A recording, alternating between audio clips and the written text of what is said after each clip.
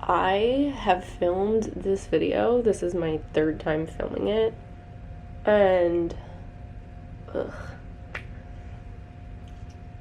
Yeah, this is my third time filming this video, and none of the versions have ever made it to this channel. And I don't know if that's because I don't feel like editing it, or if I don't feel like posting it, or if I just feel like I haven't said the right thing. And I was trying to sleep, but I just wasn't able to. And I think I've been like microdosing on my Instagram story that I've been upset over this. But I feel like no one really knows what to say, and I feel like a huge part of that is because nobody knows what the hell happened. Basically, if you don't really know what I'm talking about or haven't found out from the title, my mom passed away in June. It's currently September. This sounds really bad, and I'll get into the backstory of it, but I was like laying in bed and I was just honestly thinking about how she died and like what happened, and that was like so much more traumatizing than the fact that she did die. I don't know if that makes sense. I feel like when I talk to my therapist about things like this, she always tries to tell me that like I don't have to apologize for feeling a certain way, and like it doesn't need to make sense to somebody else. But that's like genuinely how I feel. Like the whole process of like watching her die was like so much more painful than the fact that she like left Earth. And I just think it was like so drawn out and so like miserable that it would help me to talk about it in a public capacity, but also know that I have been like dealing with it privately as well, and I'm not just using this as a space to vent. But for some people who knew her, think that it would be beneficial to gain some sense of closure, and I think for me, I think it's like kind of an important mission of mine to use my platform to educate people about the importance of becoming an organ donor. My mom has always had health problems. She was actually only born with one kidney. You only need one kidney, you don't actually need both. But if something goes wrong with your kidney, like hers ended up doing, she had kidney disease, she suffered from kidney disease, that's when you have a problem. So the fact that she was only born with one kidney, I'm not sure if that caused her many problems when she was younger. I do know when she was trying to have children, the doctors literally told her, you will never have children. And they were gonna do IVF. I'm not sure if they ever went through with rounds or not, but then my mom became pregnant with me out of the blue. And they would like always call me Miracle Baby because I was like never supposed to be alive. So I just feel like ever since she was young, she just had a lot of medical problems, like just a lot going on. And kidney disease is something that runs in her family. Her brother also has kidney disease as well. So when I was in high school, she was diagnosed with breast cancer, and that was pretty difficult, but she ended up beating it. And then I can't remember if this was still while I was in high school or while I was in my first year of college, but she was diagnosed with kidney disease, and it was already pretty bad when she was first diagnosed. Her kidney was only functioning at 5%. And if you're not familiar with the process of waiting for a kidney, essentially it's actually pretty difficult to get on a list. There are lists at, I don't want to say every hospital, but at certain hospitals in each state that have organ donation lists that you could sign up for, but it's not necessarily an easy process. There's a lot of things that they take into consideration, and there's a lot of tests that have to be done. So she was only on one list in a hospital in Florida, and you're probably like, oh, you lived in New Jersey your whole lives, like that's really stupid, why wasn't she on a list for New Jersey? But the list for New Jersey, and I might have the timeline a little backwards, but like it was a 5 to like 8 year wait, and the one in Florida was like 3 to 5 or something like that, like a significantly shorter wait time. So that's kind of why she decided to go on a Florida list versus a New Jersey list. But the problem with living in New Jersey and being on a Florida list is, again, there's like a lot of rules that go into organ donation, and something that you really have to take in consideration is the length of time that it's going to take you to get to the hospital. They really want these surgeries to be successful. They're really careful about the candidates that they select. They're really careful about organ matching up, and they want to make sure that your body's really going to take to it, so they're not like wasting this organ. So the organ's only viable for X amount of time. I want to say like 48 hours after the person that it's coming from has passed. I don't know the exact timeline as I'm not a doctor, but it's a very short window, and it's like if you live in a whole other state 1,000 miles away, like what are the chances that you're gonna get there when you need to be? And like obviously she would have always went on like the next flight out if she ever got the call, but it's like from the hospital standpoint, like they rather select someone who's closer in the area. So that was a huge reason why my parents wanted to move to Florida, because my mom was on a list waiting for a kidney at a hospital in Florida, and actually she did get a call in January for a kidney, and that was only like a handful of months after we had moved. But the organ ended up not being viable, and I think this is like what I mean. It's like I've watched her die for years. She was so sick for so long. Like, I lost a mother figure before she even passed away. And I think that's why it's not so difficult that she's not actually present or around, because there wasn't much of a handoff. Like, I was very independent and taking care of myself for years and years, and also like a motherly figure to my sister for years and years. So I feel like that piece of it isn't as tricky, but it's just like watching someone freaking deteriorate over years. And I've never lost anyone else in my life, so, and obviously losing people is hard either way, and I don't know which way I'd prefer. I don't know if sudden death is easier to deal with versus someone who's sick, and I guess you have time to make peace with it. I don't know. I feel like it's very different circumstances, and it's really hard to say, but I think just like literally watching someone deteriorate takes a mental toll, not only on them, but also on you. Yeah, basically when I was in high school or either early college, I don't remember when she was diagnosed, but she had to start dialysis, and dialysis is basically like the process of cleaning out your kidneys through a machine. There's two different ways of doing it. There's hemoglobin dialysis, which you can do at a hospital or you could do at a health center, and they basically hook you up to a machine and it cleans your blood and cleans out all the toxins that your kidneys would be removing for you. This type of dialysis is a little bit more taxing just because through the blood it's just, I don't know, just drains the body more. It's a little bit harsher on the body. So you can only really do that 3 days a week, which I guess might seem better to some people, which is why some people choose this option, but it's important to keep in mind that it's really draining. So afterwards you're always like very, very, very tired. So for a really long time, my mom was doing at-home dialysis, and she had a machine set up in her bedroom, and at-home dialysis you have to do every single night. So she had a port like connected to her stomach, and that would connect to the machine, and she had bags and bags and bags of medicine. It was like the craziest thing. My house literally was like a hospital for like ever and ever. My mom's room had like so many machines and like boxes of medicine and bags of fluid for the machine. Like, it was just always a lot, and I feel like I never took into consideration like how much of an impact this all had on me until it went away.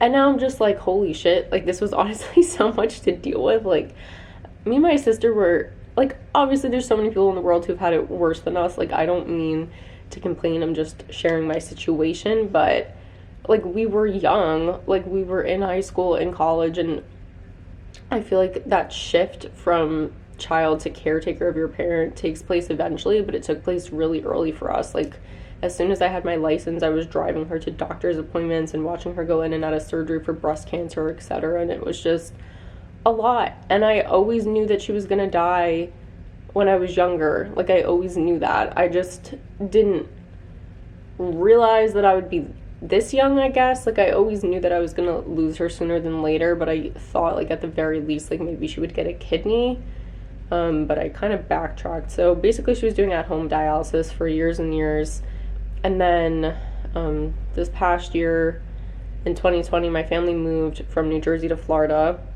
and I went with them only because there was a pandemic. I had moved in with someone and it didn't work out, and I didn't have a lot of time before my parents left, and there was not a lot of people looking to move into the area that I was looking to move during a pandemic, so I literally didn't have another choice, and I had to go with them. I didn't want to just throw myself into any random living situation. I wanted to make sure that it was right, especially after moving in with someone and having it not work out. So I wanted to be really selective about who my next roommate was going to be. So I moved to Florida with them for a couple of months, and in January, that was when my mom actually got the call for the kidney, but it ended up not being viable, and that was really upsetting. Like, she was so excited. She literally, like, had a bag pre-packed. I mean, they tell you to do that, but it's just like you have to understand, and I think I was definitely guilty of getting frustrated with her because I so badly just, like, wanted a mother figure. But I think something that I worked through in therapy is realizing, like, okay, maybe I didn't have a cookie cutter mom, but at the end of the day, like, that's the only mom I was gonna get in this lifetime. So it's like, I can't compare it to other people's relationships with their moms, but rather just kind of appreciate mine and what I did have. Yeah, it was just really difficult. Like, even when I graduated college, my grandma flew up for my graduation ceremony, and my dad and my sister were there, but, like, my mom couldn't even watch the ceremony. She was sitting in the car. There's just so many symptoms of people who suffer with dialysis, and she really struggled with doing all the dialysis and stuff. It really took a toll on her. Like, she would pass out all the time. Like, literally, she couldn't even sit at my college graduation because it was too hot. She had to sit in the car with the AC on. Like, she just didn't have a lot of energy, and basically her whole entire day was waking up, sitting in bed. She was bedridden. She was literally bedridden for years, and just, like, would watch TV, and, like, if she had enough energy, she would, like, hobble down the steps and, like, make, like, a sandwich and then, like, go upstairs. Like, literally, that was her life for years. And she was so excited to move to Florida because her mom also lived in the area that we were moving to, and it would just be easier for her to, like, get around because there wasn't stairs that she needed to get to her room, and also, like, just, like, the nicer weather, it's just easier for her to get out. So we moved there in October, and I think she had, like, a good couple of months down there, and honestly, like, she got to see and do a lot while she was down there, which was nice. But in January, after receiving that call and having it not go well, we actually had to take her to the hospital a couple days later because she suffered from diverticulosis. And if you don't know what that is, it's basically like gut irritation, and essentially just from, like, your eating habits and stuff like that. It is pretty manageable, but I mean, if it gets bad enough, the stomach and intestine can actually start to tear. And that's what happened to her. So her intestine actually started to tear off, and they had to do emergency surgery in on her. And what they ended up doing as a quick solve to, like, essentially save her life, which I didn't actually realize at the time. I didn't realize that was, like, a life-saving surgery, and I didn't realize how intense that surgery was. But they put a colonoscopy bag on her. And if you don't know what that is, you could look it up. But it's basically, like, instead of going to the bathroom naturally, like, it exudes into this bag through your stomach through a port. And honestly, she hated that bag. I feel like she would punch me in the face for even putting this on the internet, but she absolutely hated it. She was so miserable. Like, you're basically literally walking around with a bag of poop on you. Like, that's really genuinely, if you break it down, like, what it is. And I mean, you could change it often and whatever else, but, like, it's still smelly and just not pleasant and, like, so uncomfortable. Like, you can't lay down on your stomach or anything. And she had to then switch to the hemoglobin dialysis, which I was telling you guys about previously, where they do it through the blood. So she had to go 3 times a week to the hospital to get that done. This was literally her life, and it was just, like, so hard to watch and, like, be around, but it's also frustrating. And I, of course, was sympathetic and, like, had empathy, but at the same time, like, humans are complicated, and it's not that simple to just always take a step back and be like, oh my god, let me be sympathetic to this person, they're sick, especially when you're the child. Like, I had expectations out of her, and I wanted, like, her to be able to see me graduate and things like that, and it just literally sucks. And it's so easy to grow frustrated and, like, get angry, I guess, and, like, it's misguided because it's really not meant to be directed at the person, but sometimes it comes out that way. And I think for a long time, like, my family and I were frustrated because we couldn't even go out to eat with each other. Like, we would literally try and go out to eat, and she would, like, pass out, and it was crazy. And my dad genuinely had to take on both roles in the house. He was dad and mom, going to work, making all the food, like, dealing with so much, and I just, like, don't know how he did that. And I think for me, what a lot of people, like, never really understood is, like, I went to college in state. I feel like in high school, a lot of people labeled me as someone who would run as far away as possible, but, like, I was tied to my house. Like, I couldn't go out of state because I needed to be accessible to my parents. And, like, I went home a lot. I went home like at least once a week to help them with laundry or help them empty the dishwasher or whatever else. And a lot of people also gave me a lot of shit for my Instagram for years and years, but I literally did that because my mom was on disability and unable to work, and I am in student debt. But at the time, like, for spending money, like, I can't, I mean, sure, I could build up credit card debt, but like, I don't want to do that. Like, if I need to go buy my textbooks, or if I need to go buy like a chicken taco so I could eat lunch or whatever, or gasoline, like, I can't take a student loan out for that. So it's like, I needed money, and my dad financially supported me as much as he could, but at the end of the day, he couldn't cover all the costs. So that's why I did what I did with my Instagram, because I needed easy money, and it was. So I don't regret any of that, and I really don't think that anything that I did is something that I regret, but I don't like the way that people label me as just that, because it's really just not even the truth. I'm not a clout chaser, and I'm not someone who really likes that type of attention. So I think the fact that I accidentally painted myself in that light for so long was really frustrating, and I'm still trying to dig myself out of that. Like, even last night I went to get pizza after going out, and someone's like, oh my god, you're that girl from Instagram. And like, I hate that. Like, I don't care if you recognize me and you want to come say hi, but be like, oh, you're Allison. Like, people don't even know my name, and it's just so frustrating. And like, I'm not saying that like I need to be treated like a celebrity and like whatever else, but just like, if you're gonna come up to me and like disrupt my night, and like, keep in mind, most of the people who are approaching me are men, and I'm like a 5-foot woman. Like, if you're gonna be approaching me, like, at least know my name. Like, I feel like that's like the bare minimum to ask, and like, not refer to me as that Instagram girl, because like, I'm not that, and like, I will never be just that. And if that's your impression of me, then you're pretty small-minded, because I post a lot about my life on social media, and there's a lot to me, so I don't really think that's fair. But that's kind of how that all started for me, and like, why I was so persistent in pursuing it. And I think it was difficult for me because I lost a lot of friends and stuff like during that phase of my life, which I honestly don't even understand, because like, I'm not gonna apologize for literally being hot. That's like what it comes down to. The way that I saw it is like, sure, I could go be a hostess at Chili's or what the heck ever else, but at the end of the day, making minimum wage would never cover the cost of one class if I failed it. Like, I really needed to focus in on my schoolwork, and I did. I ended up getting a dual degree, and like, I just don't regret the way that I handled that at all. I think I did a really nice job of everything, honestly. But yeah, there's just like a lot of challenges that came out of her being sick, like things that you wouldn't think about. And also, like I was saying, how she had diverticulitis. She had a lot of other medical problems that popped up too. She had high blood pressure. I can't even remember what else she had, but she literally had to take like handfuls of pills every single day. Like, she had a million problems going on in result of not having a kidney transplant. Like, at the end of the day, if one of your organs isn't working, like, your body is basically shutting itself down like day by day. Like, you need that organ or you're gonna die. That's literally just what it comes down to. And I think for a really long time I wasn't an organ donor because I was so nervous about thinking about my own mortality.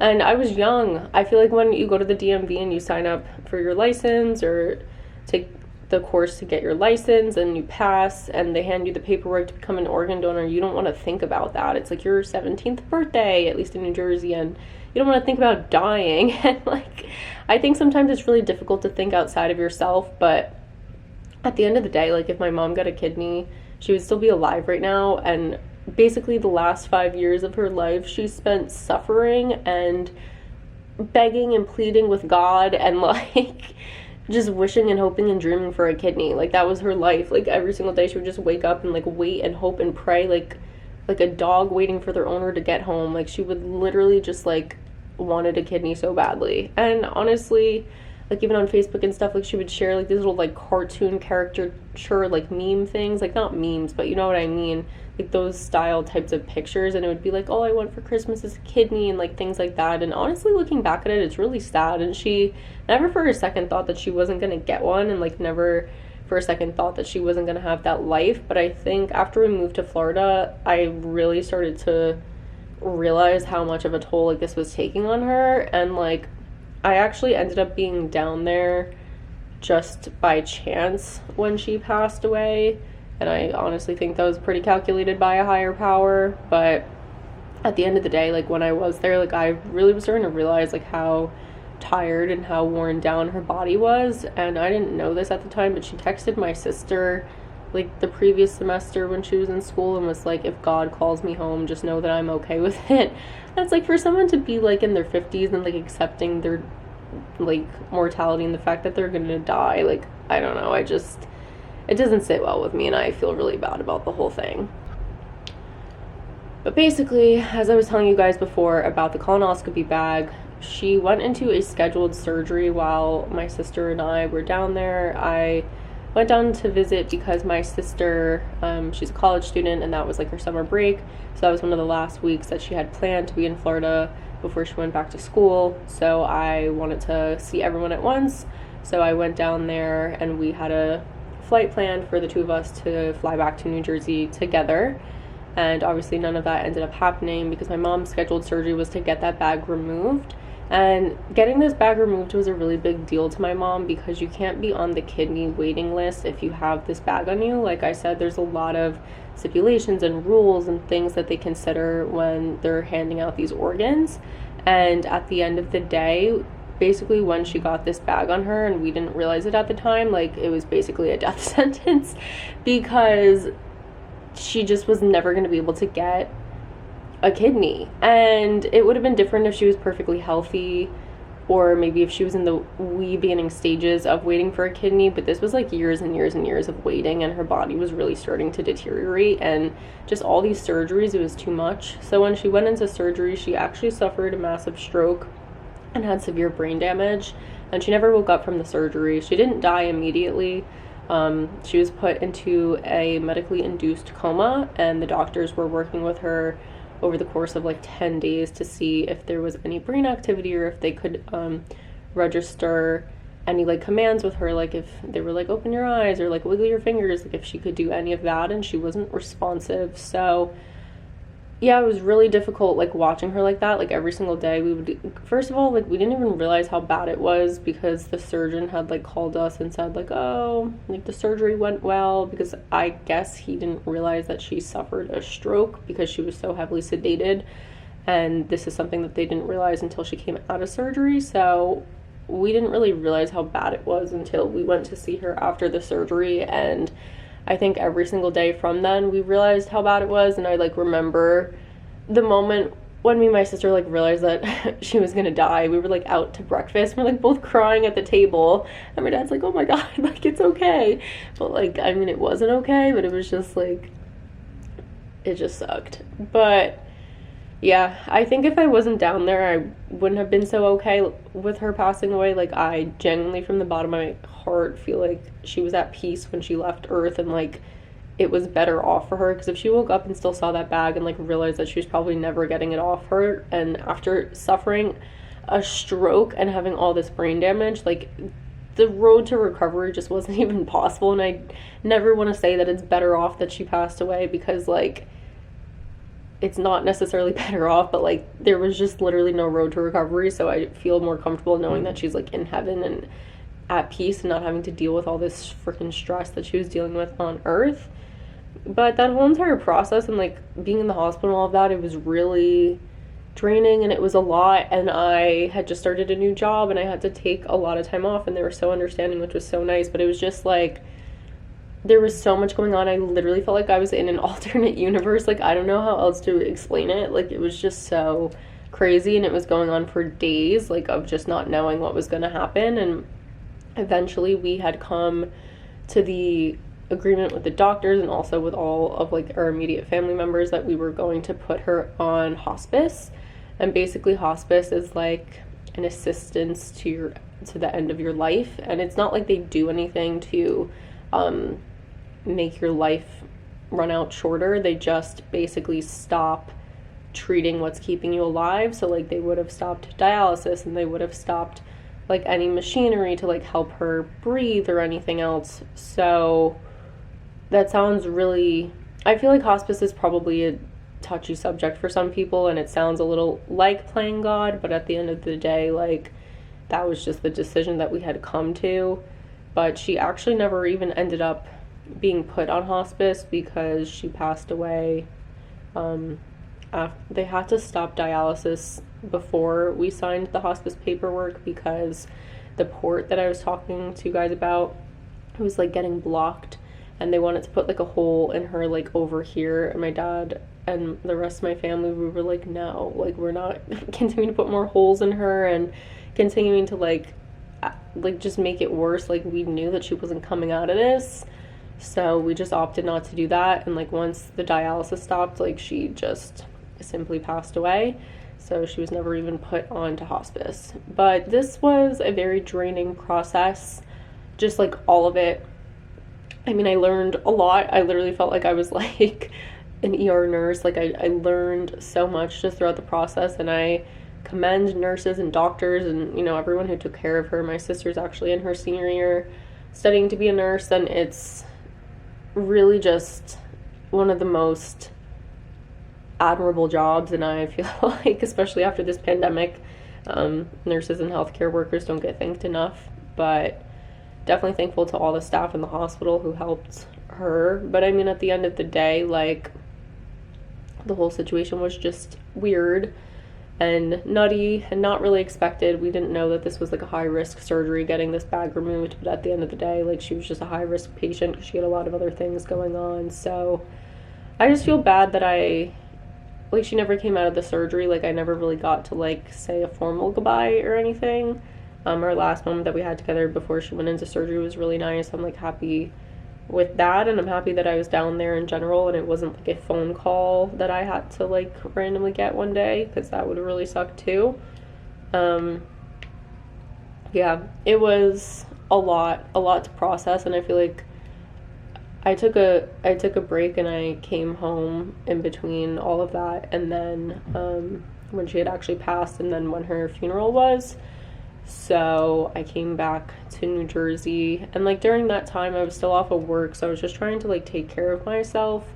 But I think like after the funeral, when I came back, I still didn't like sit down and process everything, and I think I like came to terms with the fact that she was going to pass away and like got it fine. But I think just the residual, like, I feel like my body is just like has soaked up so much trauma from that experience, and like it's taken a while for me to kind of dive into all of it and like figure out how I'm actually feeling. But that's basically what happened. And you guys know that before I had even moved, I don't want to say suffering, that's like a harsh way to put it, but I was having a hard time adjusting to moving here because I really don't have any family ties in New Jersey anymore. And the reason that I moved back was because that I work in New York City, and that is like literally the only place that my line of work exists besides LA. So I knew that I always had to come back here. Like I said, just moved there temporarily with my family, and I'm happy I did because I got a little bit more time with my mom. But at the end of the day, I knew that I had to move back, and that's why I did. But the decision to move out again was even a hard one, because I knew that they weren't going to be a hop, skip, and a jump away from me. I knew that they were going to be 1,000 miles away and a plane ride away, and I didn't know how feasible it was going to be for me to see them again. When I went to go visit them when she passed, that was the first time I had seen them since I moved out. So I really didn't see them that often after I moved out, and I know that it was only a few months, but still. And when I was living here before she passed away, I was having a really difficult time because, like I said, I have no real family ties in New Jersey. My brother lives here, but I don't have a car, so it's pretty difficult for me to see him anyway. I took a bus up to see him one weekend, and it was really nice to just like get out of the city and be in the suburbs and just like literally take a break, and I felt so relaxed and so relieved, and it was so nice. But I think a lot of people like take for granted, especially people who live in this area specifically, the fact that their family lives like an hour or whatever else away, like in New Jersey. Or I'll be talking to my friends, they're like, I don't know if I should go home, like my family wants me to come home for this family party, but like I don't know. And I'm like, oh my god, like literally just go to the family party. Like, what I wouldn't give to have my immediate family around me. Like, everyone's so spread out right now. Like, my brother lives like probably an hour and a half from me in New Jersey, and again, I don't have a car, I rely on public transportation, and my sister's in Connecticut studying for college, and then my dad lives in Florida, and my mom has passed away. So it's just like everyone's really scattered, and it's just honestly like for a really long time I was struggling with the fact that I like felt like I didn't have roots here outside of myself. Like, I moved back to New Jersey, but I don't really have roots here anymore, and it's hard to not have a place to go and escape to. Like, I'm basically stuck in my apartment, and like I get that that's what moving out is, but at the same time I feel like a lot of people are like, oh, I moved out, but they go home to their parents and they, you know, get Tupperwares of home cooked meals and their mom does their laundry, and like, not that there's anything wrong with that. I'm actually literally jealous. That's the whole entire point of this rant, but I just feel like people take that for granted and like don't realize how nice it is to have like a place to go back home to. Like, I do have a place to go back home to in Florida, but I have to take 2 planes to get there, and it's like I can't just go do my laundry there, and I have to pay a lot of money to go every single time to visit. So it's not exactly feasible or that easy for me to go and visit. I mean, of course I still can, and it's nice when I get to, but it's also not my home. Like, I feel like there's a difference in like going to your hometown and going to where your parents now live or parent now lives. And I feel like I would give literally anything to like be able to go back to my hometown and just have like a place to stay and just go to like my favorite places to eat.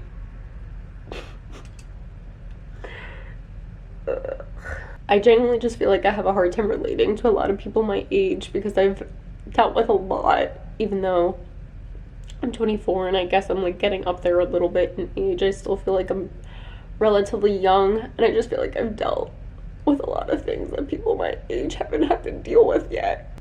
And not to wish ill on people my age. Like, obviously I don't want anyone else my age to be dealing with this earlier than they need to, but I do, and I looked this up, which is like random and weird, but I feel like most people don't make that transition from child to caretaker to their parents until like their 40s. So just sucks. And then it's like I'm just always stuck here and I have no place to like go and relax. Like, if I just want to go home and have a home cooked meal or like have someone fold my laundry, like, I don't have that. My god. Okay, trying to pull it together, sorry, but I just feel like it's difficult for me to relate to people at this age because it's like they still have that and they take it for granted, and they sorry, I sound like a troll when I cry, but they just take it for granted and like don't really realize how lucky they are, and don't really realize why I feel so isolated here because they still have that piece of home to return to and I don't have that anymore. So it's just a lot. Yeah, so and also I feel like most people my age, or at least a lot of my friends, just in my experience, I could only speak from my experience, most of my friends when they moved out for the first time moved out with a boyfriend, and I feel like I always consider my boyfriend's family, and it's like to be living with like a little slice of home is so nice. And like, I really like my roommate and she's super sweet and I feel genuinely lucky to be living with her, but like at the same time, like, she's not gonna like kiss my forehead and like tuck me into bed or like wipe my tears when I'm having a hard day. So it's just it's just a lot. So yeah, that is basically what I feel comfortable sharing about what happened. And I do think that this will be the video that I upload because I quite frankly can't film it again. But I also just wanted to take the time to thank everyone who reached out to me when this initially happened, and especially people who sent flowers and cards and food and whatever else. I never wrote handwritten cards to thank people, and I know that that's like the appropriate thing to do, but I just never got around to it, and quite frankly just wasn't really thinking about it at the time. So apologies for that, but also like thank you so much to everyone who was supportive of me, and I appreciate that. And I feel like, at least for me, I can't speak for every person in their 20s who has lost a parent, but I feel like when people post things on their story about like missing their family members or whatever, like, you don't even have to say anything. Like, literally just send a heart emoji just to know that like someone's reading it and people are like there for you, even if you don't know what to say. And lastly, again, I live in New Jersey, so I was able to just go online and register to become an organ donor, and I'm not sure if each state has different rules that you have to abide by, but definitely look into it if you're interested in becoming an organ donor. Like I said, it was never something that I thought to do because I was having a hard time dealing with my own mortality and thinking about the fact that I'm going to die one day and that I'm going to be sliced up and my organs are going to be passed around to other people. But it's not something that you could think of like that. You have to think about the fact that there's so many people literally wishing and like begging the gods and like doing whatever they can under the sun to survive as they wait for this transplant. And it's just a really selfless decision. And at the end of the day, like, I know that there are certain religious beliefs and other personal beliefs that would hold people back from becoming an organ donor, but at the end of the day, like, once you're gone, and you don't need those pieces of you anymore. And if it's going to help someone else have a longer, more fulfilling life versus being bedridden and doing dialysis every single day, like, I'm all for that. And I don't want to be selfish with my time here on earth. Like, I'm lucky to be alive, but I also don't want to be selfish after I've passed. And like, I feel like I can't say the word selfish because it ultimately at the end of the day is a personal decision, and I don't mean to force it on anyone, but I just from my life experience would feel guilty not being an organ donor because I literally witnessed someone pass away as a result of not having a transplant. So yeah, I definitely feel strongly about being an organ donor and highly suggest that you at least do some research on it, because it helps save many people's lives. So that is all for now. I know that I like flubbered up some words and like made a few mistakes and also cried like a baby, but I don't think I'm gonna edit this video just because I don't want to put myself through that. Like, I don't want to sit here and like chop it all up when, oh, I said the wrong thing or oh this or oh that. I'm gonna go to bed. I do feel a little bit better. I was like sitting in bed and I like had all these thoughts just going through my brain and I was like, holy crap, like let me just film this video again, because the last one that I filmed, I just didn't feel like it was it.